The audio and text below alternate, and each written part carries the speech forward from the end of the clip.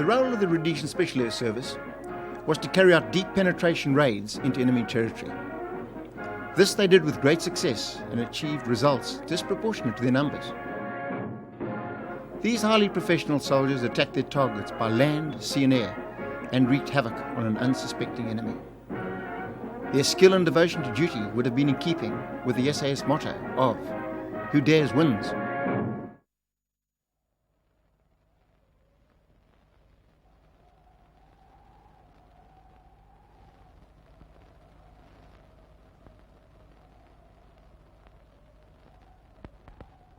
How we envy your freedom, defiant bird of prey.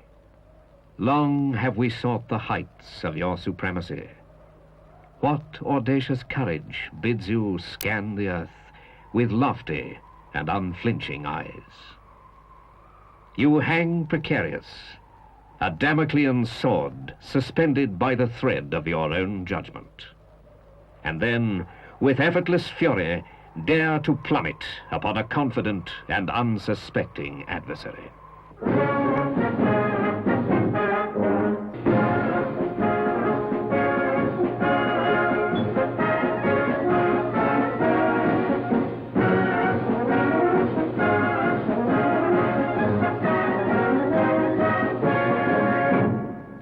The SAS was formed during the Second World War by Colonel Sterling.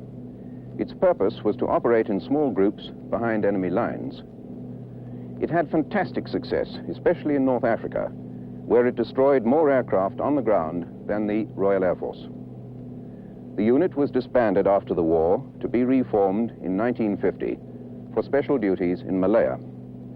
The Rhodesian SAS had its origins at this time when Rhodesian members of the Far East Volunteers joined the Malayan Scouts, as they were first known, and then formed C Rhodesia Squadron 22 SAS Regiment. The idea of an SAS unit in Rhodesia itself was shelved after the Malayan campaign until 1961, when under the patronage of Sir Roy Walensky, C Squadron SAS was reformed in Rhodesia as part of a Commonwealth defense scheme. The unit operated from Ndola in northern Rhodesia until 1963, when it moved to Salisbury. The squadron has gone from strength to strength since its inception, and today is an integral and vital part of Rhodesia's defense.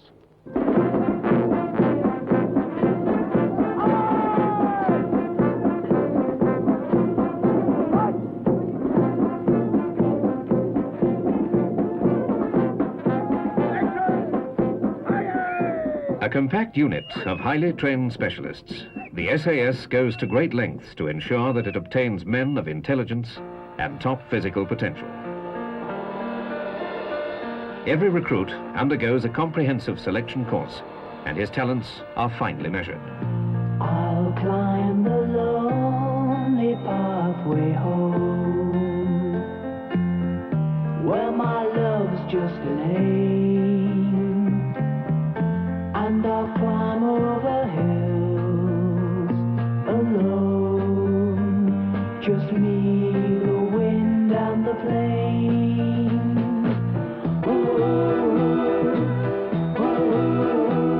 Endurance and stamina is but one of the tests.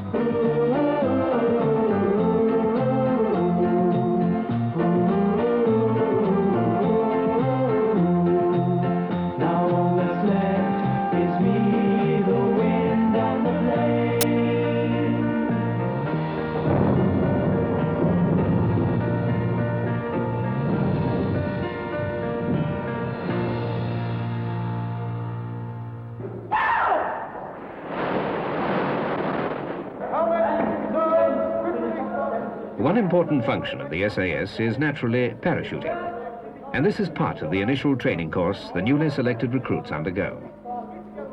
The recruits are drilled until falling and landing become second nature.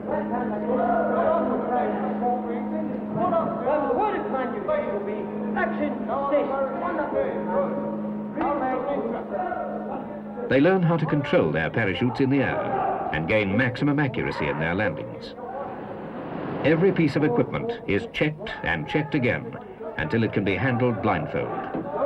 In fact, Safety is the most important aspect of parachute instruction. Called ground training, it theoretically gives the new man confidence to take that first great leap from an aircraft. In practice, however, just as you're becoming bored with the complete routine of the thing, the instructors announce the date of the first jump. It's about this time when every recruit begins to wonder if parachuting is such a good idea after all.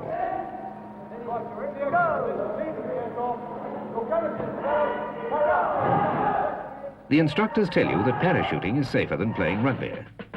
But this doesn't help much as you check your equipment for the first jump.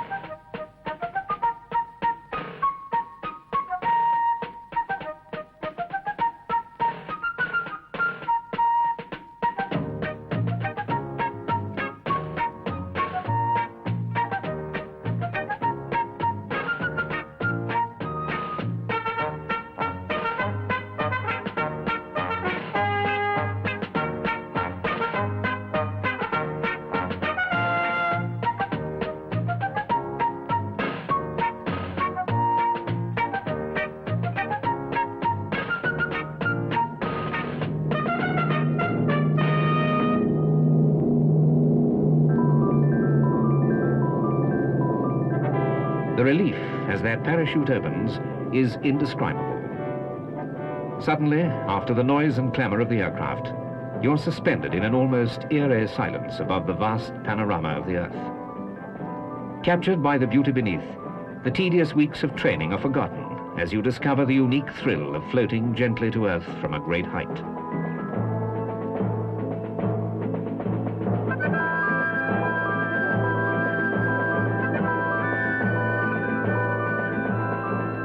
And then, as the ground approaches, those weeks of training come flashing back. Head well forward, shoulders round, feet together, watch the ground. It's almost as though the instructors were there, as the ground comes rushing up and you land, sometimes a little harder than you'd bargained for. Back on terra firma, still awed by your experience, you gather your parachute together, and you can hardly wait to get back up there and try it again. Today, the SAS also employs freefall to tactical advantage. Paratroopers jump from tremendous heights out of radar range, falling free and silently for thousands of feet before opening their chutes relatively near the ground.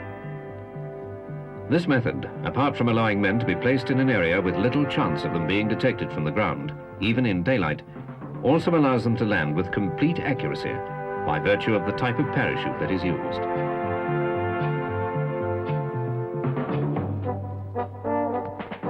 A trained freefaller is in complete control of his movements during a descent.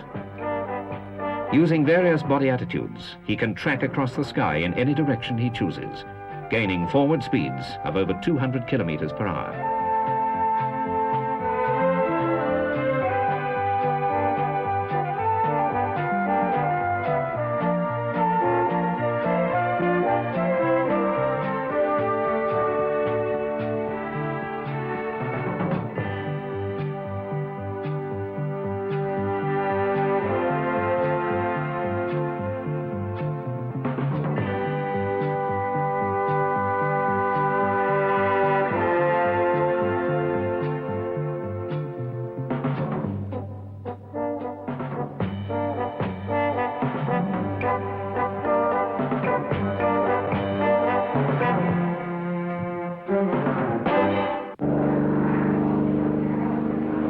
The SAS is linked closely with the Air Force, not only for transport to the operational area, but also for support purposes during operations.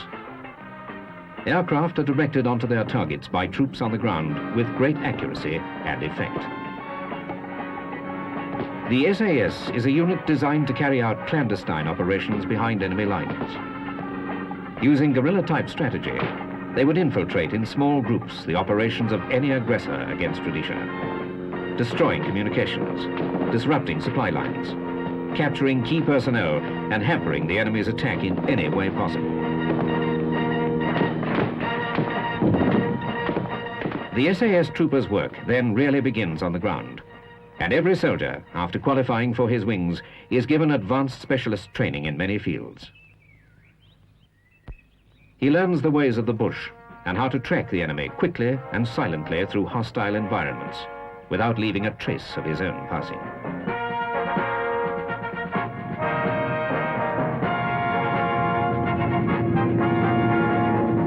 Fast hit-and-run tactics, long-range operations, and concentrated firepower are achieved in saber vehicles such as these.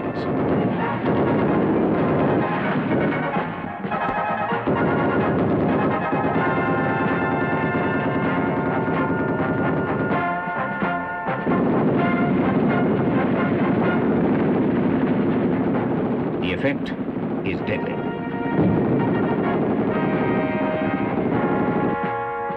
The SAS trooper is highly trained in almost every type of firearm in order to strike effectively when the need arises. Light, portable and hard-hitting weapons are the basis of the SAS armory. A man may have to carry his arms for many miles before being required to use them. He must be ready. He may only have time for one shot.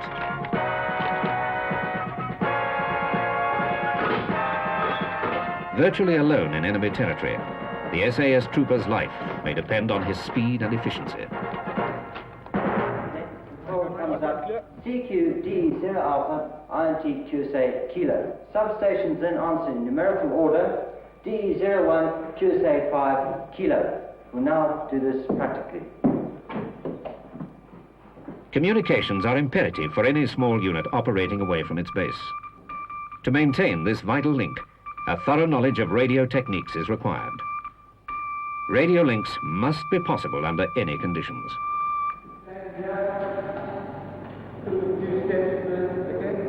Many other skills go into the making of an SAS trooper, including the gentlemanly art of hand-to-hand combat.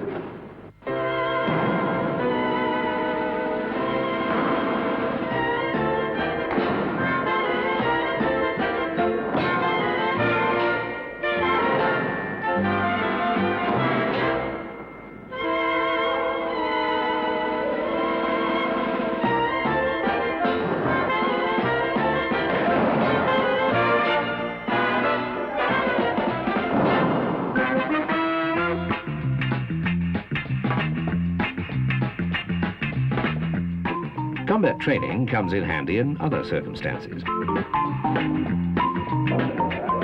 Another important aspect of training includes various right arm exercises and debate on subjects completely irrelevant to military maneuvers.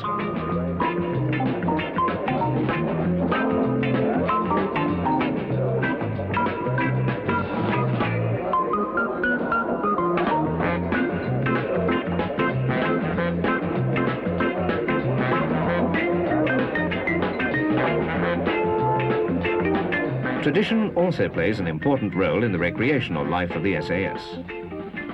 Although the unit is still very young by military standards, many traditions have been formed, some having been carried over from the formation of the original SAS squadron during World War II.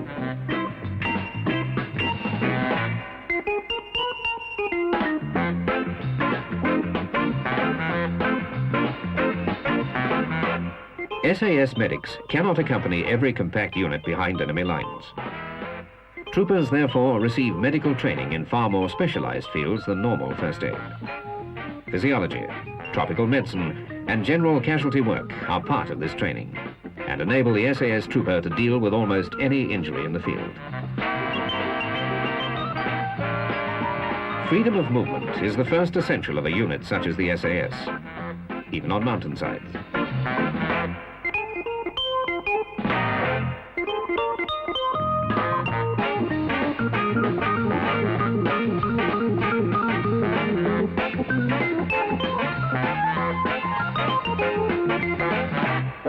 On reaching his objective, the SAS trooper is usually required to destroy the target quickly and effectively. He must place his explosives with care and precision, gaining the maximum effect with a minimum of explosive. He learns canoeing and the use of sub-aqua equipment, thus achieving the essential freedom of movement in all media, in the air, on the ground, and finally in the water. Theory and tactics, planning and detail are the keys to a successful operation. Allow for every possibility, overlook nothing, and then put it into practice.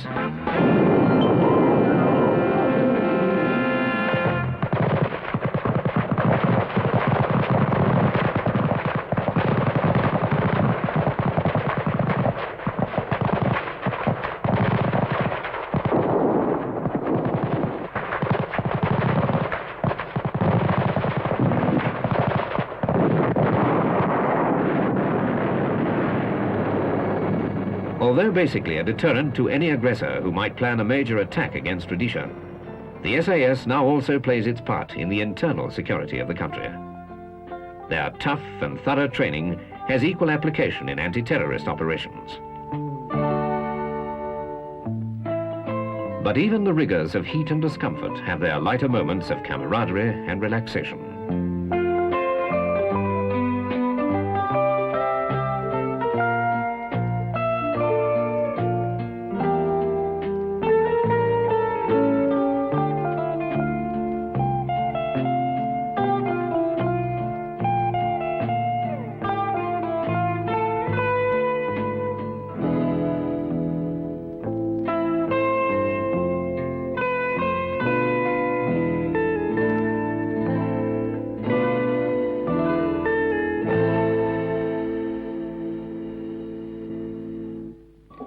The SAS, however, never loses sight of its primary deterrent function, a function vital to the overall defense of their country, and a function which must be continually exercised and kept in readiness. Right, gentlemen, briefing for the next operation. Following the assault of 27 Infantry Division on the country, intelligence reveals that the enemy are at present regrouping and building up their supplies and reserves for another assault on the country. The enemy have taken over various power installations and communication systems in occupied territory in order to assist them to build up their war effort. The most important and the vital points of the enemy at this present moment are the bridge at this position here, over which the enemy is bringing the bulk of his heavy equipment and supplies to his forward troops. The second most important position is the dam at this position here, from which the major sources of power are derived for the enemy's factories. The third most important position is the enemy 27 Divisional Headquarters, which is at this location here, which commands the main enemy formations and at which the prime enemy commanders reside. The destruction of these three vital points would deal a severe blow on the enemy and would also restrict his ability to build up his forthcoming attack. The mission of the SAS is therefore to destroy these three targets. Details as follows.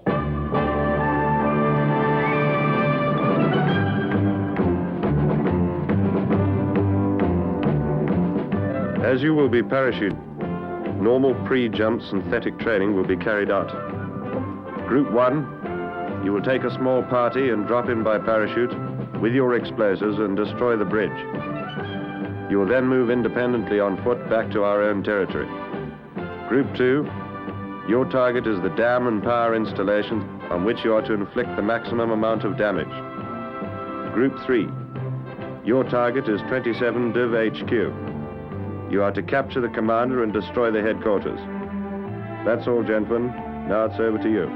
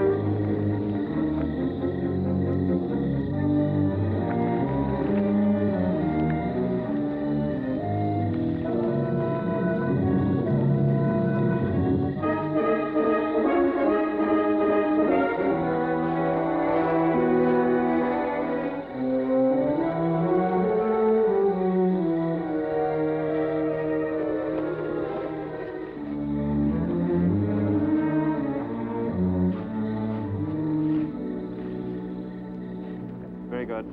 Right, I'll fix that. It's just about time, sir. Yes, that makes it H minus 20. That should put them round about there, I think.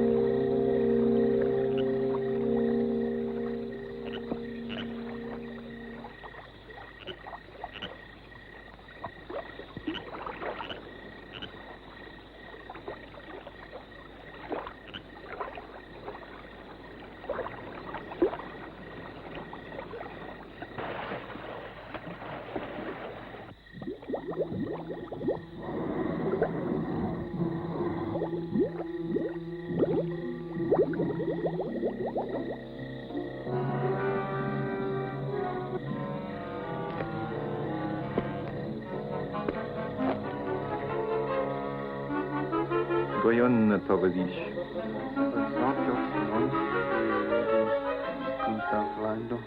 Vai rombi de guerra, se ele não sente que fora isso.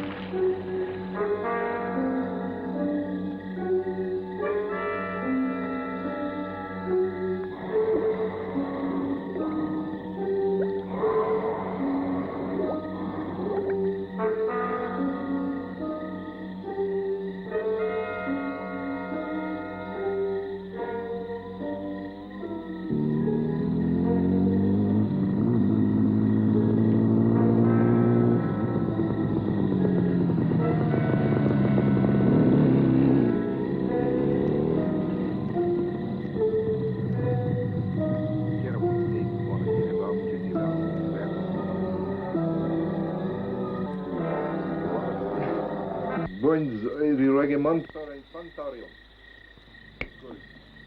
Skori. Nein, ober die Gribakte. Boris, oinas deres kees vooruit. De Deutschen ohne in Hennemann zitten. En ik go in aan die jongen die deed. Ja, gewoon de langlop. Sredini banvoš. Ja, dat denk ik.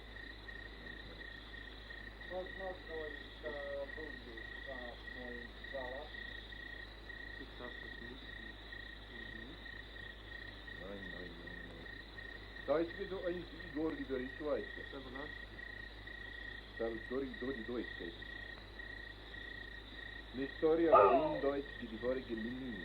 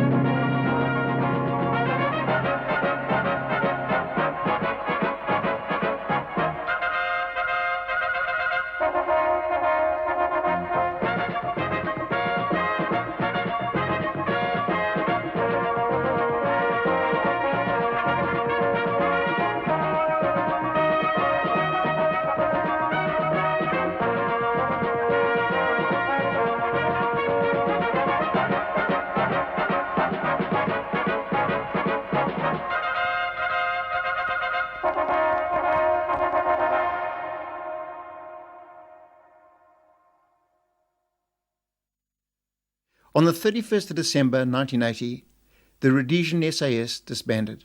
A telegram from 22nd SAS in Britain paid tribute to the operators. Farewell to a much admired sister unit.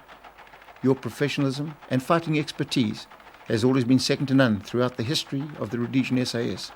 C Squadron still remains vacant within the 22nd SAS orbit.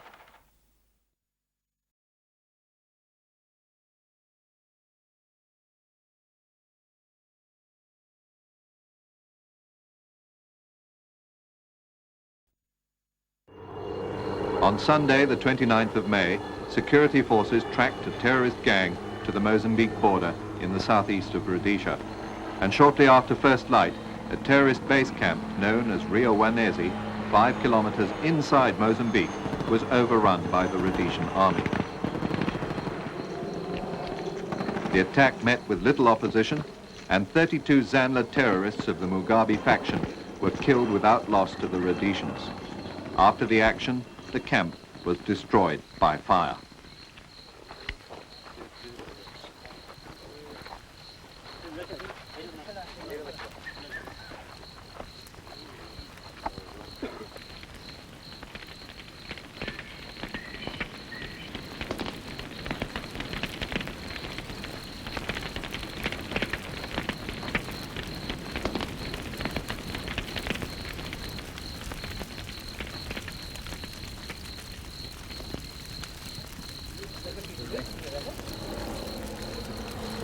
A body count of the dead terrorists was conducted.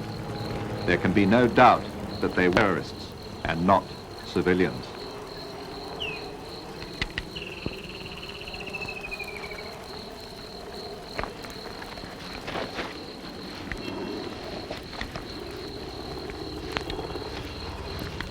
Security forces conducting a sweep after the contact located a wounded terrorist in thick bush. In his kit, a wad of Mozambique banknotes.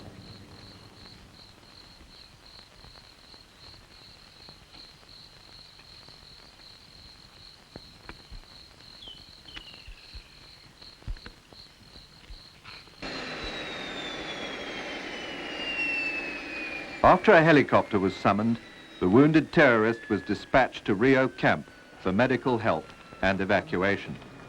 But despite all this attention, he was to die.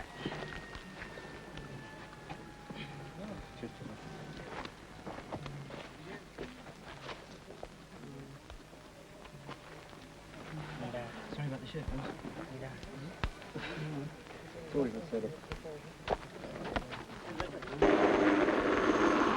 The troops systematically collected all the material found in the camp.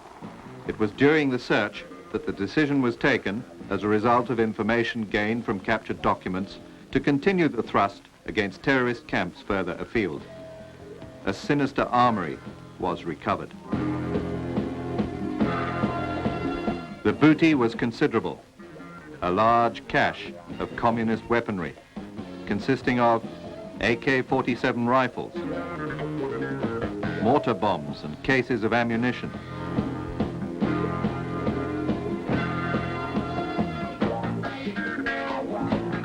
heavy machine gun rounds, AK-47 magazines, rockets cellophane wrapped, rockets in cases.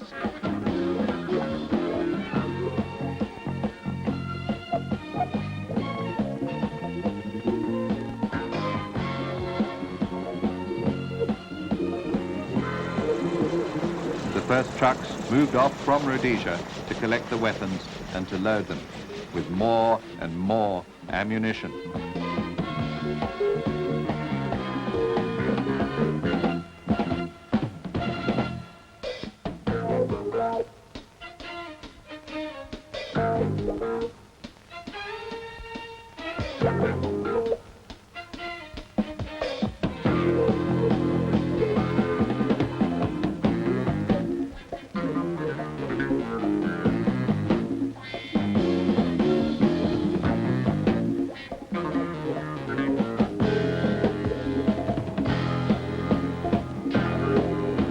Boxes of RPD machine guns,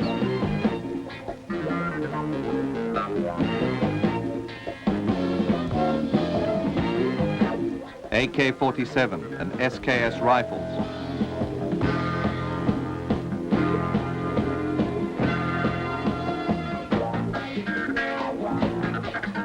RPG rocket launchers,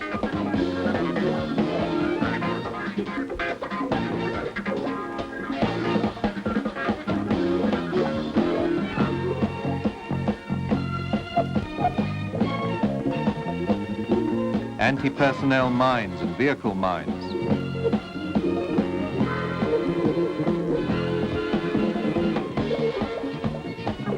countless Rhodesian lives would be saved by this action.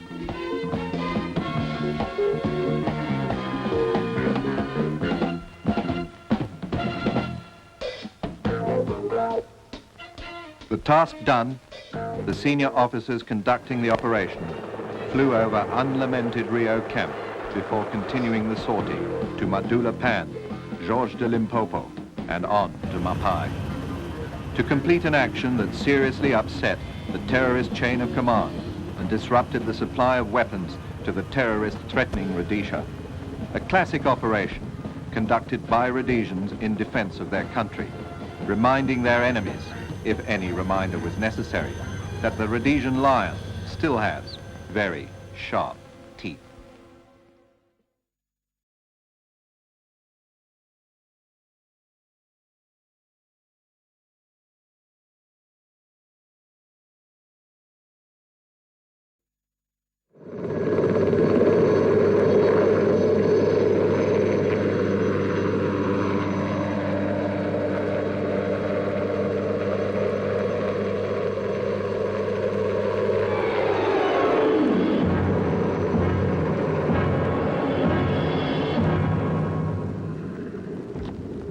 The big exercise had been carefully planned, right down to the smallest detail. It was up to me as station adjutant to keep all the preparation going according to plan. And as the exercise had drawn nearer, so the sense of urgency had grown. Now, with the exercise right on top of us, I had to check around all the sections to make sure everything would be right.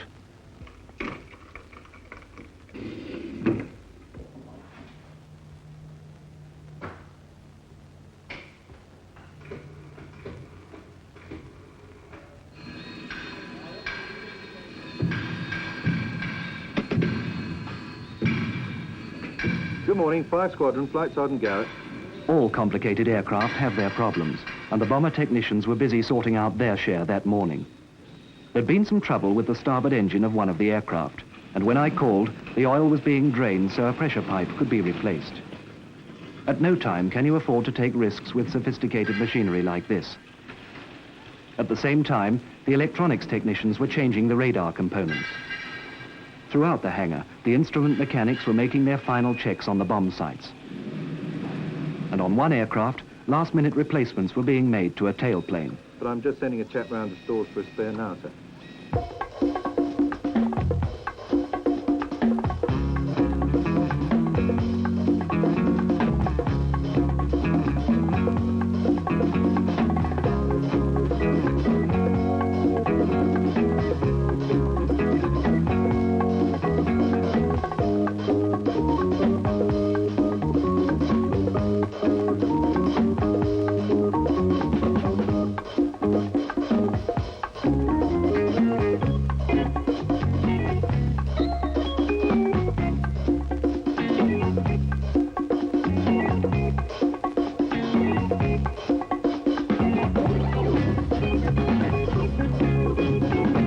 In the armory, the same sort of preparation. Rifles, ejection seats, small arms, guns and rockets were all getting a last check over.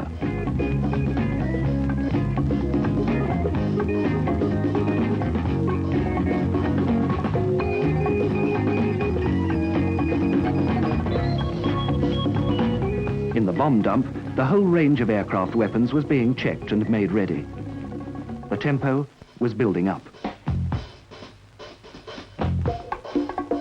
Safety first, and at the station hospital, the aircraft medical kits were carefully repacked. In the dentist's surgery, routine maintenance as well. The exercise was no excuse. By now, the whole Air Force was on a war footing.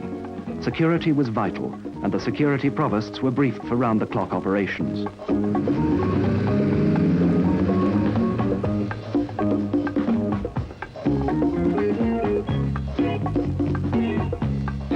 In other sections, the routine, painstaking work went on as usual. From the maintenance of a watch and the splutter of a weld to the noise of the machine shop, the skills of the Air Force were being patiently applied.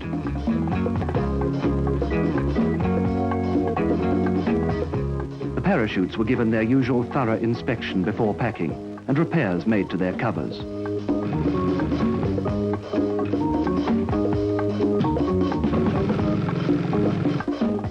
All the fire equipment, engines and hoses were given their daily checks.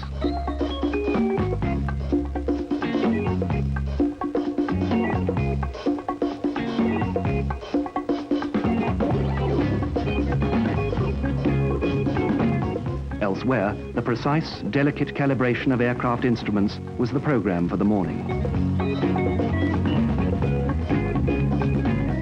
The radio specialists had their own calibrations to sort out in their workshops full of communications and test equipment.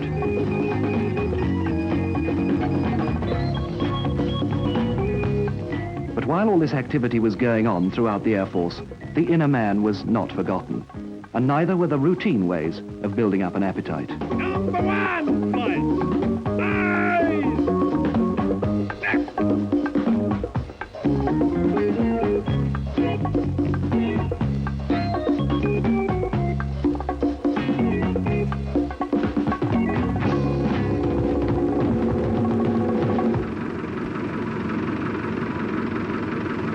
Before long, the domestic chores were well in hand, and so were the preparations for the exercise.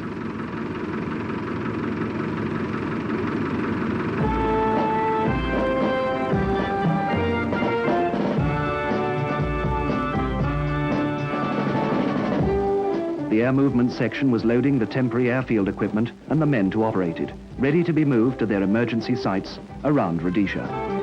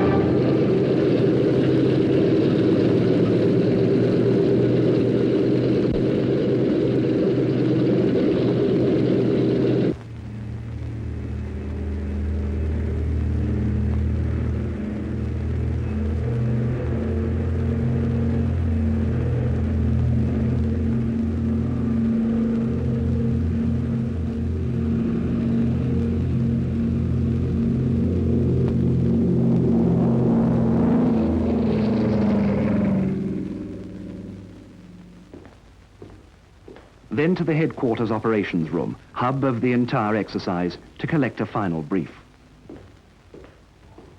Oh, morning, Peter.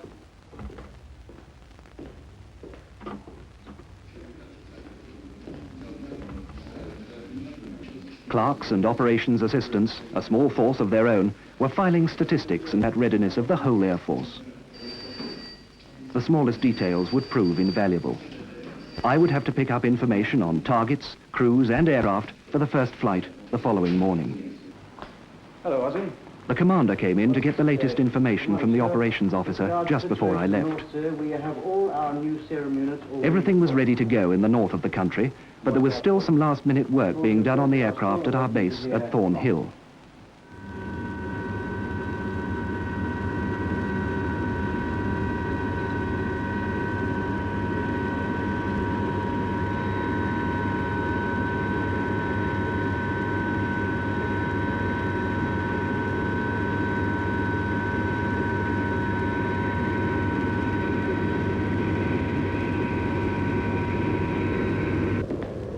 From headquarters, there was just time to get back to the station for our own exercise briefing.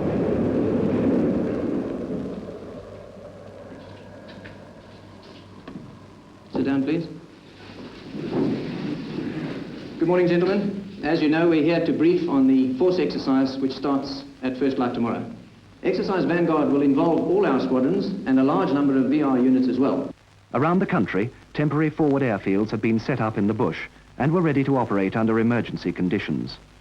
The exercise would last 6 days and would mean activity around the clock. The first mission would go off in the morning on a precision navigation sortie. Specific points would have to be covered along the route at exact timings. Timing will be done by the police stations as usual. Throughout the week, the tempo will build up with key missions, fighter interceptors and transport support and resupply of the forward bases. There will be a parachute deployment over a selected target, and the week will wind up with concentrated attacks on simulated enemy positions on the range. Generally, the Trojans will act as forward air controllers, and all other aircraft will use cannon, bombs, guns, and rockets.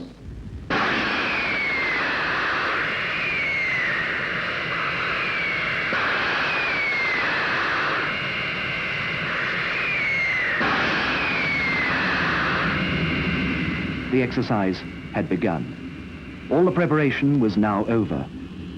The real work started and the success or failure of the exercise rested squarely on the pilots and navigators flying the missions.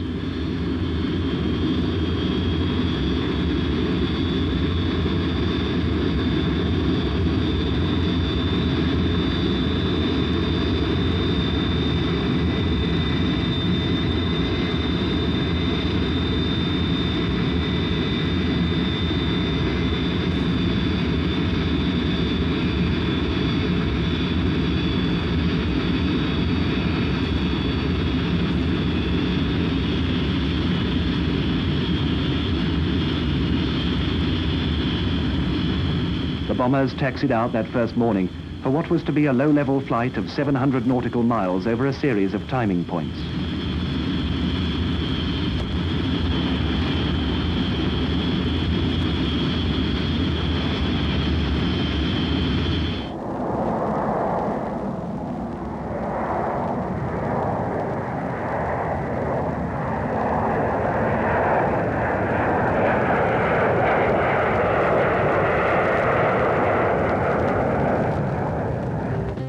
By the time I got to the station operations room, the bombers were approaching their first timing point. Oh, get me a pin, Marianne.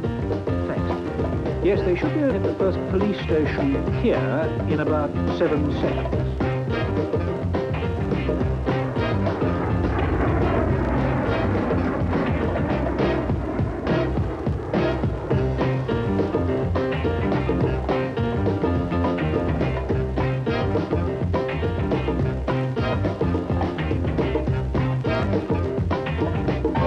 Another mission was approaching the bombing range at the same time for the first attack of the week.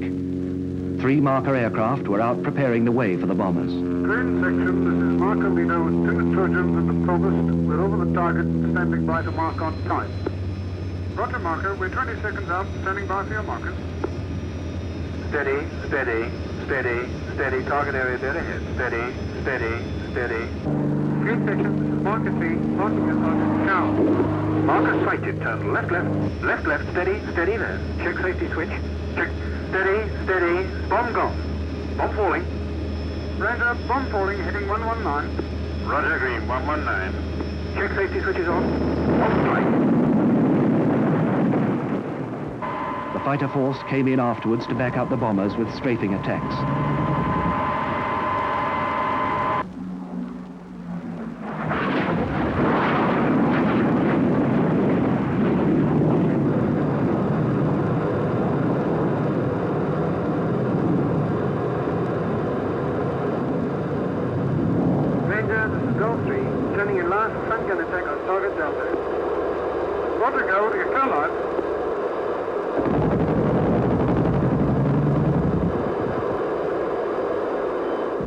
In another part of the country, transport aircraft were on the move, dropping parachutists for a ground mission.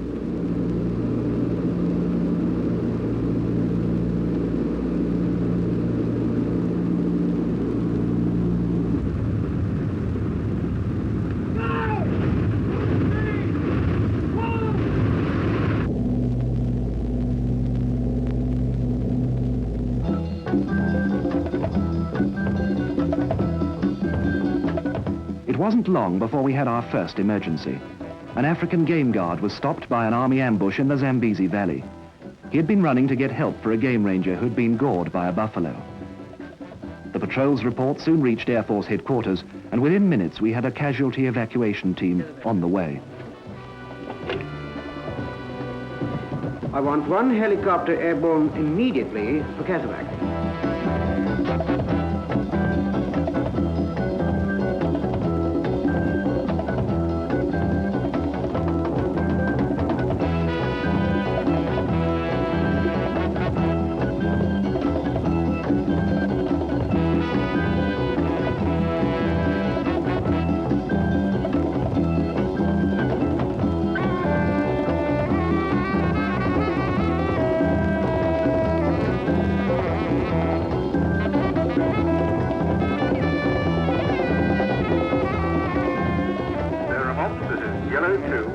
The casualty this time. We'll be airborne again in 30 seconds. Please inform the hospital our ETA is 1540.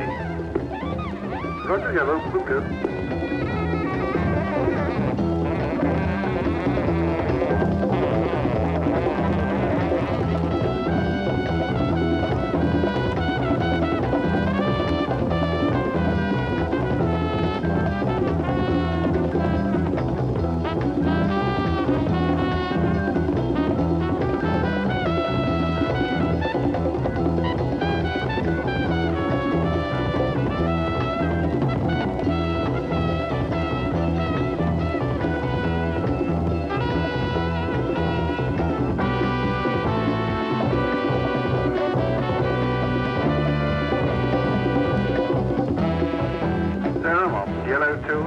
hospital this time.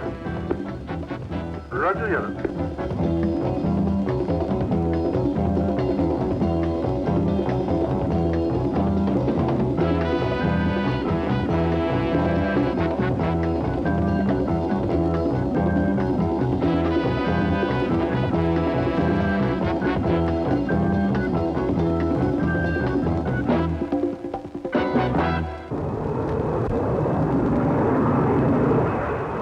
By this stage, the first missions were over, and the aircraft were on their way back, preparing to land for high-speed refueling and rearming.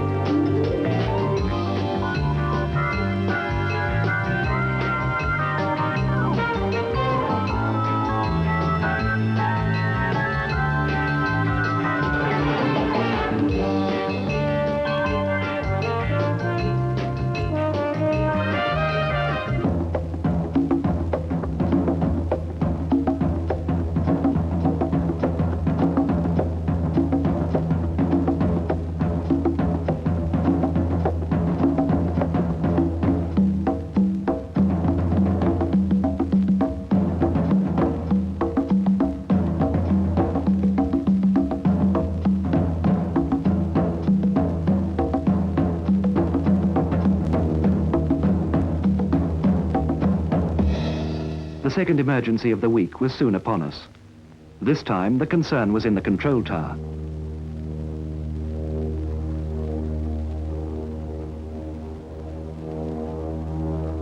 I got an intruder on the screen. Scramble 2 hunters.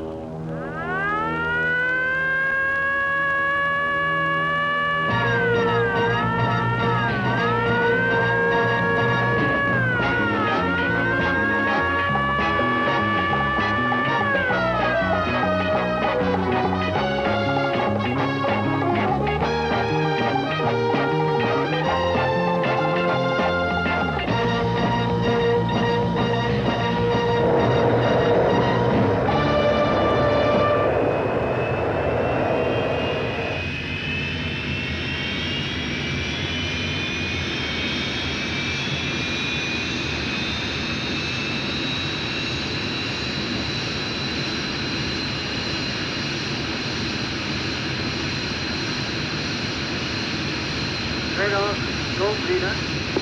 Roger, gold, I got you 5. Your target is 46 nautical miles, heading 043.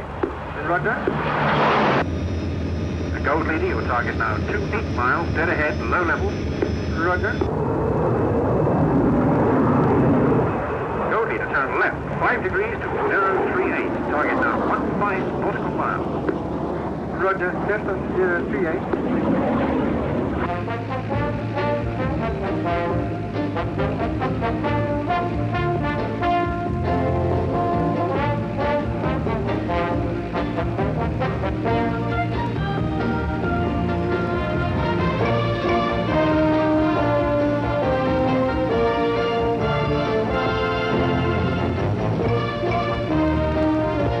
Radar gold. We have visual contact this time.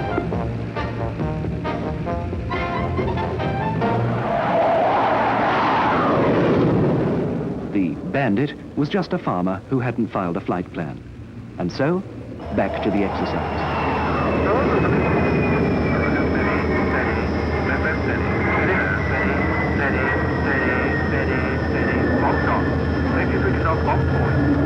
Ranger bombs falling heading 076. Bomb strike, on target.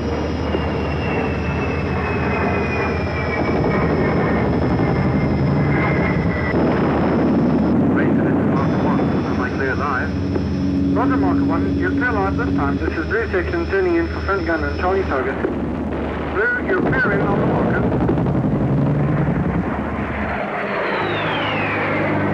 Green Section turning in flight level 80 for a stick of bombs on target Delta. Limit you in 30 seconds.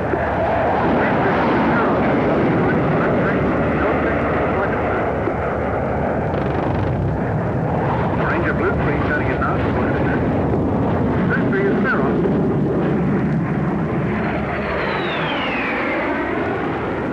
Blue 3, your salvo 2 meters at 6 o'clock. Roger, Ranger. Steady, steady, steady. Cameras on. Steady, steady, hold that. Confirm on the high. Steady, steady, steady. Silver section in the dive and front gun. Blue section in the dive for rocket salvo.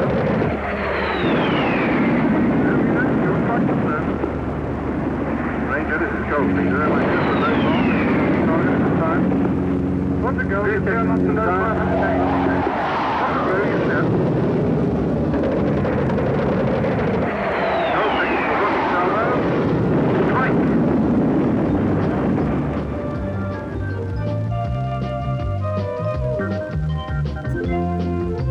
By the end of the week, the skills had been sharpened a little bit more, and Rhodesia's deterrent made that much more forbidding.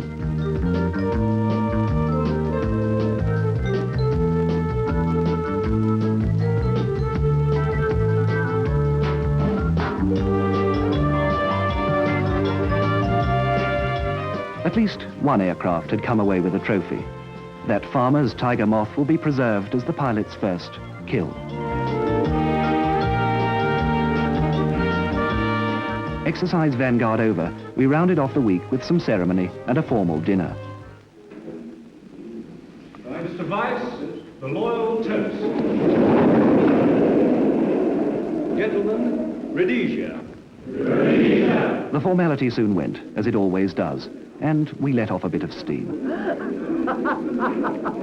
You're all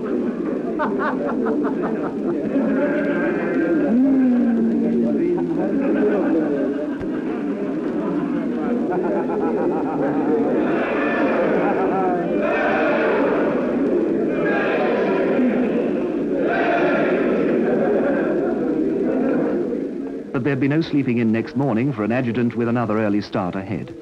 So I excused myself from the party, said good night, and goodbye to the Air Force exercise for another year.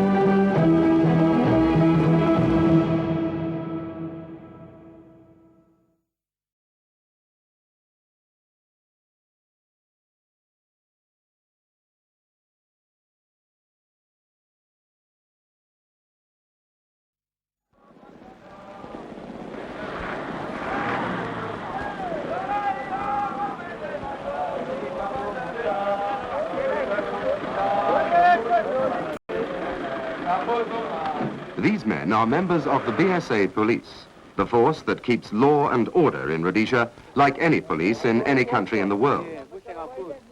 But these are in a fighting wing, the support unit, their only duty to search out and destroy the terrorists who cross the borders of this country.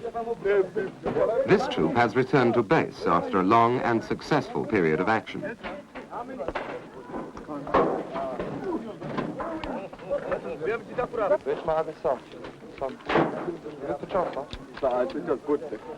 Who had the contact in the Manuka? The war of Lima. How many killed? Check it. No, sir. And you know what? Huh? I can't remember the number.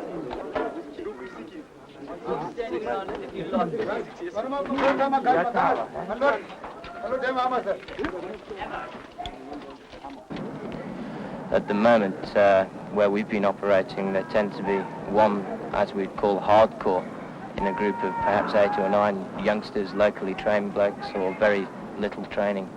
They're not as good as they were a couple of years back. In fact, they are not a match with us. I don't know what they are doing here in this area. They're just giving us a really headache, and that's all. So, yeah. The tears are wankers. Because I know, however they will fight, but still they won't win. Because we've got the heavy army.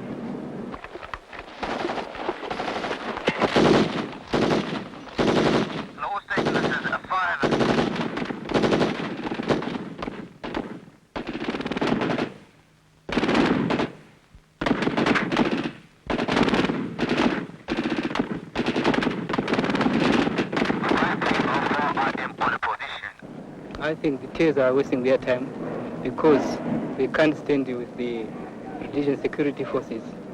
They are not well trained and their weapons, they are not strong enough. I have even proved that myself with the gunshot in my left hand. We were in the vehicle and we were ambushed. I was hit and the bullet came through here. I had many and multiple fractures, but nowadays I'm getting better. I jumped out of the truck trying to rescue my troop commander. That's when I got another shot and through my right elbow. I pulled him on my shoulder and got another shot through my upper arm, left upper arm. When I was taking him to cover, I also got another bullet through my back. And from that experience, I saw that the terrorist arms are of no use because if it was an F-and rifle, I could have been dead at that same spot. So we started sweeping. We came across one turret opened up in front of us. We killed him, went round and carried on. As we were walking further on, the light was fading. We were just in an extended line sweep. And as we walked past, the turret just got up from behind a bush and shot me in the foot. So I just turned around and shot him. Found out afterwards that he was on automatic. However, he only got one round off because his gun had jammed.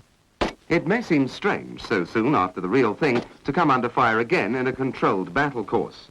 But it has proved invaluable in keeping up the high standard of the support unit. Fitness and sort of stamina. Fitness and stamina is a great part of it. So sort of once you can excel yourself and go beyond your tiredness and still be alert and still be able to shoot accurately after you're tired. That's what it's trying to sort of bring forward. So you can sort of emit sort of limitless strength. Carry on going. That's what you need against these gooks because they just believe in one thing. One day forward, goodbye. If you can run 100 miles an hour, then you can catch them. If not, then bad luck. Go!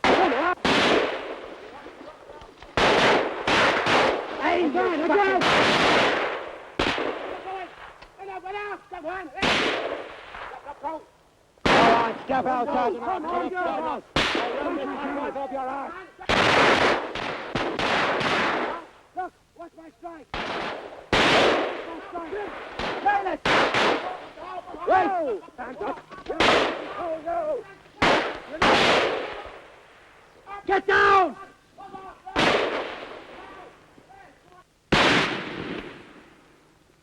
Come on, get up! By showing supporting to be favor of the training and so far to see that I can well be trained as a man so far to fight the country.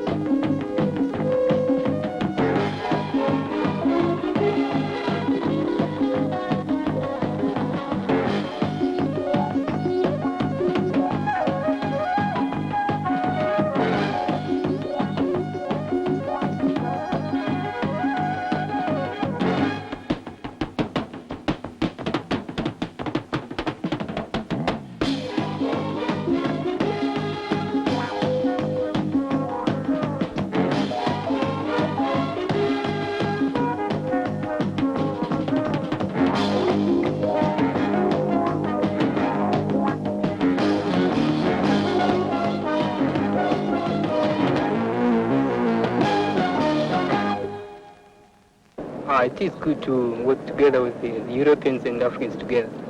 I've even proved it again. I've stayed in the unit for 6 years. I've had many friends, some are now in South Africa and some in Britain, and we are still writing some letters to each other. I'm fighting to save our country. There are journalists supporting it. I don't like communism. That's one thing that journalists support. I want to counter them, get rid of them. Just I was fighting to help myself and defend my country.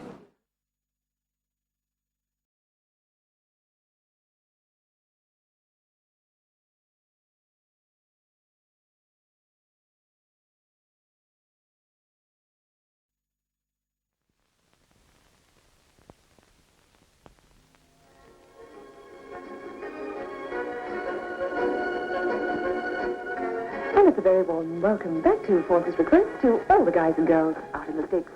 A greeting going out to my beloved boyfriend, Trevor Pomfret, and I should tell you Ready that for a we drink? love and miss Yes, you, I'll have but one, please thanks. hurry on home. Thanks, all Mary, I'll have a without beer. courage. Oh, Our son and I think I'll take a quick trip and Anthony, cool off for a while. Yes, you better make the most of it. You won't be able to do this when you go back to the bush. You want to bet? I'll probably be swimming in the Indian Ocean at Maputo on Tuesday. Don't tell me, Charlie. I bet you've never even been across the border. Hey, tune in, Six Man. I'm telling you, we're going over on Tuesday. Are you going too, Mike? No, not this time. It's only off Charles's outfit. Well, I'll think of you then on Tuesday morning. While you're jumping out of your plane, I'll probably be grazing my breakfast. Thanks a span, eh? By the time you start grazing breakfast, we'll have been on the ground for 2 hours. We're jumping at 5 o'clock. Come on, Ixie, I'm jumping now.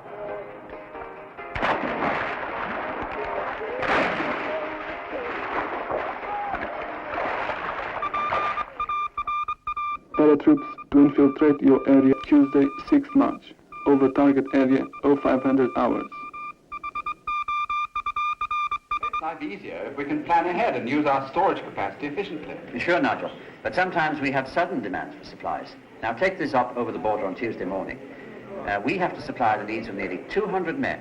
Okay, the whole thing is only going to last about 3 days, but they have to eat and drink and carry all their ammunition with them. Not like one of your Partu capers, you know. We can go to a police camp and get help if we want to. That's right. But these chaps over the border are on their own until they rendezvous 10k south of Inyangombe. It's a long way back. Sure, sure. We're hearing the same again. Yes, thanks, Nigel. Same again, please, Martin.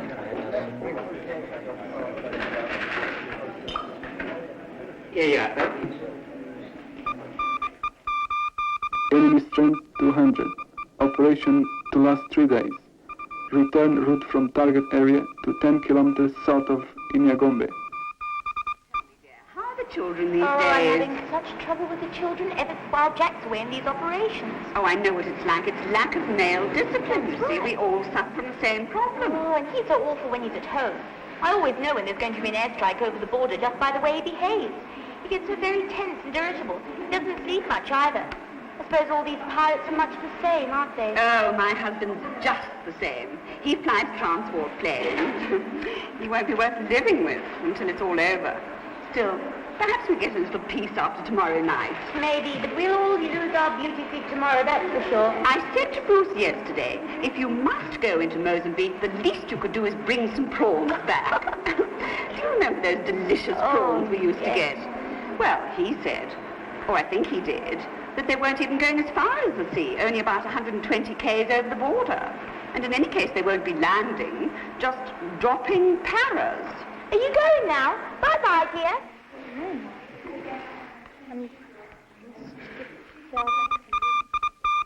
Raid confirmed Tuesday. X near Saram. Target area 120 kilometers from border. Expect air attack prior to drop. I was very proud when Christopher won his commission. He's in my old unit, you know. Chip off the old block, eh? Actually, we had a telephone call from him last night from Inyangombe, didn't we, Mother? He said not to worry if we don't hear from him for a few days, but something is going on. Obviously, he couldn't say very much over the telephone, you know, security and all that stuff. He's recently been on a course, and he now leads his own team of specialists. He's a real key man, you know. Mother and I are very proud of him. This is Christopher here.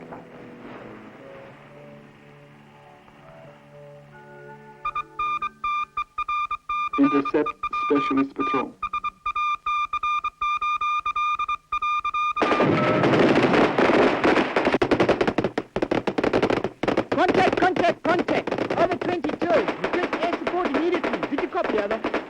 This operation was compromised. Who was to blame? Were you? These chaps over the border are on their own until they've wandered 10 k's south of Indian Gombe. By the time we start getting breakfast, we'll have been on the ground in a few hours. We jumped in at 5 o'clock. They're only going about 120 k's over the border.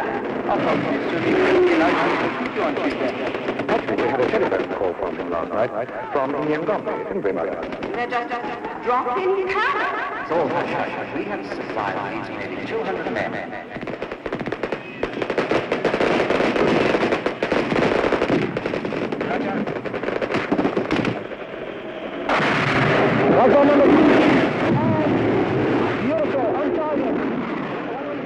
Careless words can also kill.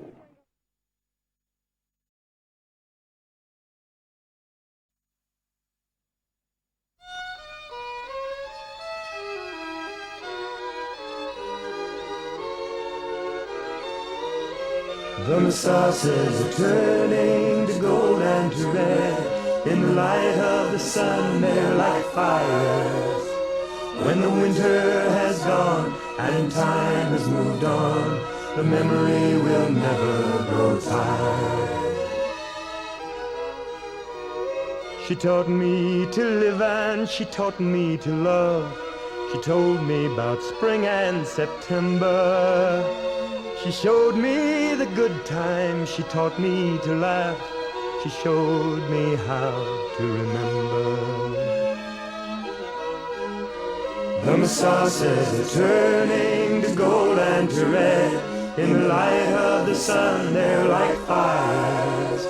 When the winter has gone and time has moved on, the memory will never grow tired.